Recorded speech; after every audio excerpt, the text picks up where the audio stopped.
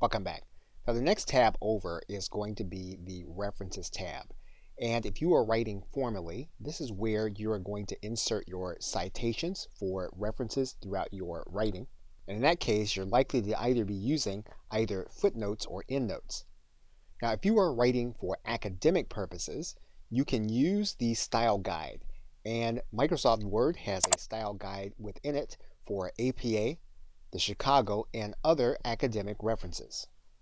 Microsoft Word actually gives you the opportunity to do a lookup of specific words inside of your document. So for example, if you highlight a certain term and you click the Smart Lookup, what will happen on your right side panel is you'll get articles that you can view on your chosen text.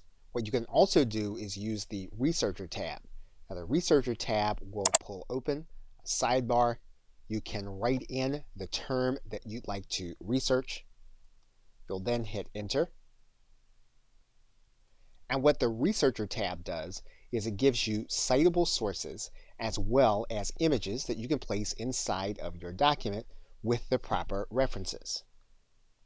Okay, so with that, thanks, and I will see you in another video.